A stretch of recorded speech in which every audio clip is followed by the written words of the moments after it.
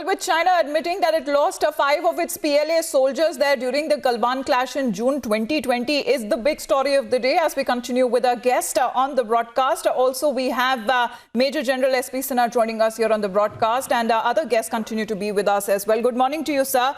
Major General Sinha, but I want to know from you, because you've seen it all, right from June till February this year, the kind of skirmishes that we have seen, the kind of border changes we have seen, and kind of mirror impact that we have seen, whatever the Chinese PLA, when it comes to its deployment of troops, has been mirrored exactly by India. But, sir, I want you to talk on the naysayers, the political naysayers all through the time who have been criticizing, attacking and questioning our armed forces, our governments there.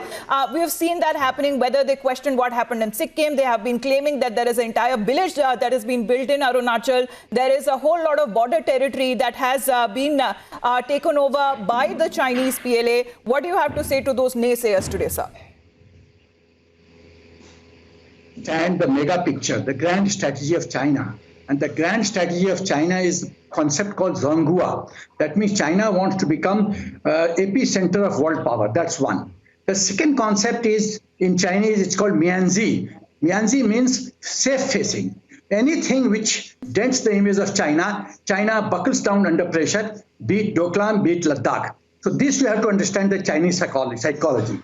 Thirdly, China never thought that India will retaliate in such a manner. We have been in eastern Ladakh for about 9 months, and China was testing our was having test of our nerves. And Indian political leadership and Indian army has proved the credentials and proved the courage of Indian the security forces. And we have now taught a lesson. China realized that its troops cannot survive in -20 temperature. Our troops are playing kabaddi in -50 in Siachen.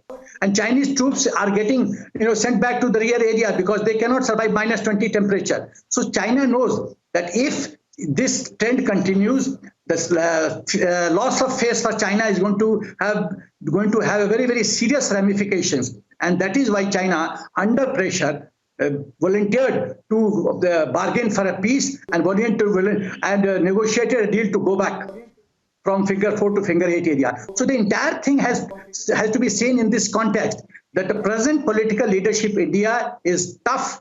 It wants to send a very strong message to China that China better behave or it will be taught a lesson, be it Doklam or be it Ladakh. And you call of deployment of troops. You call of the way we have retaliated on the night of 15-16 June.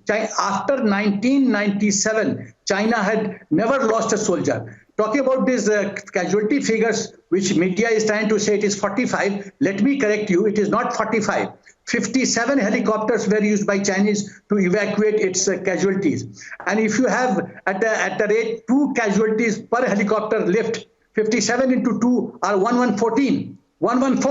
And if the 3 casualties are evacuated, it is 57 into 3, 171. So the lowest figure of casualties is 114 and not 45.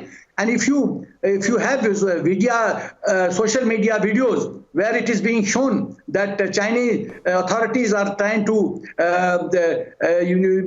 put the soldier's body in the grave, you calculate the number and it is crossing 100. So therefore, China has been hit so badly that China is now prepared to go down to extent wherein its aspect is restored.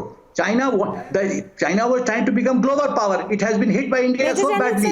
And you see, right, sir. So in a sense, of course, as we've been talking about, this is a victory for us militarily, whether we see it strategically, geopolitically, and as well politically, because this essentially is saying that India has been right all along. The numbers, of course, everybody can dispute those, but we're not getting into the numbers here. We are getting into the fact that for us, this is a huge victory that comes at the back of disengagement from both sides. All of you stay with us. We are heading into a very short break here. We return with our focus, which continues to remain on this as well as some other news.